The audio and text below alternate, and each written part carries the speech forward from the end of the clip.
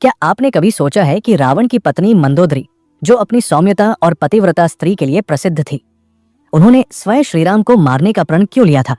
क्या कारण था कि एक पतिव्रता नारी, जिसने रावण को युद्ध न करने की सलाह दी थी, वही नारी श्रीराम का वध करने के लिए निकली, और फिर जब रावण का अंत हुआ तब वही मंदोदरी श्रीराम के पास क्यों पहुंची?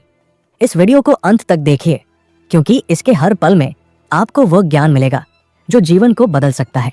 लंका नगरी में मंदोदरी अपने महल में बैठी थी। उनकी आंखों में पीड़ा और मन में भय था।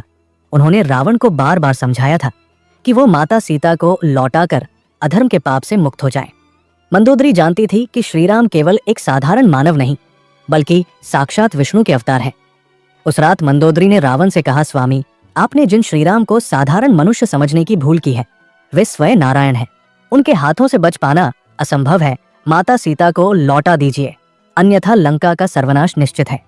लेकिन रावण अहंकार में अंधा था। उसने मंदोदरी की बात को हंसी में उड़ा दिया। मंदोदरी, तुम स्त्री हो, युद्ध और वीरता का क्या जानो? मैं मृत्यु को जीत चुका हूँ। राम मेरा क्या कर लेंगे? मंदोदरी ने आखिरी बार कहा। स्वामी, आपके अहंकार का परिणाम केवल विनाश है। यदि आप नहीं माने तो मुझे स्वयं कुछ करना होगा।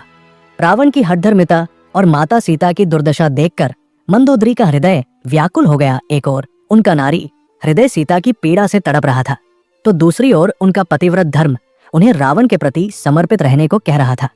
लेकिन मंदोदरी को ज्ञात था कि यदि रावण युद्ध करता रहा तो उसका अंत निश्चित है। तब उन्होंने एक साहसिक निर्णय लिया, स्वयं श्रीराम का वध करने का प्रण। मंदोदरी ने रावण के राजमहल में रखे दिव्य अस्त्र शस्त्रों को देखा। उनके पास मायावी शक्तियां थी, जिन्हें रावण ने शिव तपस्या के बल पर प्राप्त किया था। उन्होंने उन अस्त्रों का प्रयोग करने का निर्णय लिया। रात्रि के तीसरे प्रहर में मंदोदरी ने अपनी मायावी शक्तियों का उपयोग कर एक तेजस्वी रूप धारण किया। वो एक योद्धा नारी की भांति दिखाई देने लगी। उनके नेत्रों में तेज था, हाथ में खड्ग और मुख पर अद्भुत तेजस्विता। रात्रि के अंधकार में मंदोदरी श्रीराम के शिविर की ओर बढ़ने लगी। उनके मन में द्वंद्व था, एक ओर रावण को बचाने का कर्तव्य, दूसरी ओर धर्म का बोध। शिविर के बाहर लक्ष्मण पहरा दे रहे थे। मंदोदरी ने एक मायावी मृग का रूप धारण किया और लक्ष्मण का ध्यान भटकाया। जैसे ही लक्ष्मण मृग के पीछे दौड़े, मंदोदरी शिविर में प्रवेश कर गईं। वहां श्रीराम ध्यान में लीन थे। मंदोदरी ने खड्ग उठाया और जैसे ही उन्होंने वार करना चाहा, श्रीराम ने आंखें खोल दी। उनके दिव्य तेज से मंदोदरी का सारा साहस क्षीण हो गया। राम मुस्कुराए और बोले, माता, आप नारी होकर युद्ध क्षेत्र में क्यों आई हैं? क्या आप मुझे मारने आई हैं? मंदोदरी की आंखों में अश्रु भर आए। उनके हाथ से खड्ग गिर गया। वो श्रीराम के चरणों में गिर पड़ी और रोते हुए बोली, प्रभु, मैं पापिनी हूँ। अपने पति को बचाने के लिए अधर्म का मार्ग चुनने आई थी, किंतु अब आपके तेज और करुणा से मेरा हृदय शुद्ध हो गया है। मुझे क्षमा करें। अगले ही दिन राम रावण युद्ध हुआ। श्रीराम के बाणों ने रावण का अंत कर दिया। लंका नगरी शोक में डूब गई। मंदोदरी रावण के शव के पास पहुंची। उनकी चीखों से सारा आकाश गूंज उठा। स्वामी, मैंने आपको रोकने का हर प्रयास किया। मैंने भगवान राम को मारने का भी प्रयास किया, किंतु विधि का विधान अटल था। मंदोदरी ने रावण का शव को लेकर विलाप करने लगी। रावण का विशाल शरीर रणभूमि में निश्चल पड़ा था। युद्ध भूमि में चारों ओर वीरों के शव बिखरे थे। अशोक वाटिका में कैद सीता माँ के नेत्रों में आंसू थे, किंतु उनके होठों पर राम के लिए प्रार्थना थी। हनुमान जी ने लंका में विजय का उद्घोष किया, पर मंदोदरी उस क्षण को देख रही थी जब उनका सुहाग, उनका प्रेम और उनकी दुनिया धूल में मिल चुकी थी।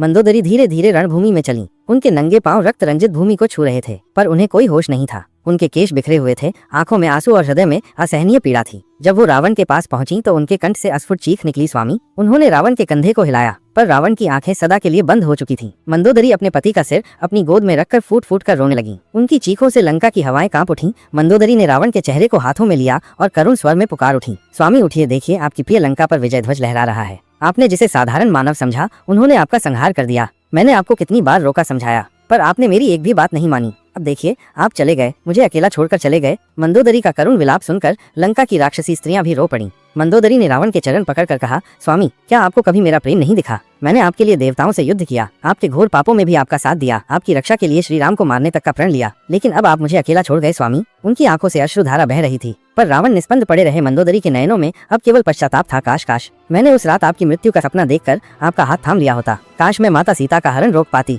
काश आप मेरे वचन मान लेते तो आज लंका की भूमि रक्त से लाल न होती। फिर मंदोदरी का स्वर तीखा हो गया। वो लंका की ओर देखकर बोली, लंका तो स्वर्णमयी थी, धन धान्य से भरी थी, पर अब केवल राख बन गई। तेरी गलियों में अब राक्षस नहीं, केवल विधवाओं की चीखें हैं। ये सब तेरे स्वामी रावण के अहंकार का परिणाम है। मंदोदरी की आंखों में क्रोध के आंसू थे। उन्होंने रावण के मृत शरीर को देखकर कहा, स्वामी, आप महापंडित थे, वेदों के ज्ञाता थे। आपने शिवजी को प्रसन्न किया था, पर आपके अहंकार ने सब कुछ मिटा दिया। आपकी विद्या, आपका तप सब व्यर्थ हो गया। उन्होंने रावण के रक्त रंजित वक्ष पर हाथ रखा और फफक पड़ी। आप तो चले गए, लेकिन मुझे छोड़ गए इस लंका में, जो अब मेरे लिए शमशान बन चुकी है। रावण के अंतिम संस्कार के बाद मंदोदरी धीरे धीरे श्री राम के शिविर में पहुंची। उनके चेहरे पर वेदना की छाया थी, आंखों में पश्चाताप का सागर, उनका स्वर कांप रहा था। मंदोदरी ने श्री राम के चरणों में गिरकर कहा, प्रभु, मैंने अपने पति को बचाने के लिए अधर्म का सहारा लिया। मैंने आपको मारने का प्रयास किया, पर आपके दर्शन मात्र से मेरा हृदय पवित्र हो गया। आज मैं समझ गई कि धर्म के मार्ग से विमुख होकर कोई भी नहीं बच सकता। मुझे क्षमा कीजिए। श्री राम की आंखों में करुणा थी। उन्होंने मंदोदरी को उठाया और शांत स्वर में कहा, माता, आप सती और पतिव्रता नारी हैं। आपके हृदय में केवल अपने पति का प्रेम था। आपके हाथों से कोई पाप नहीं हुआ।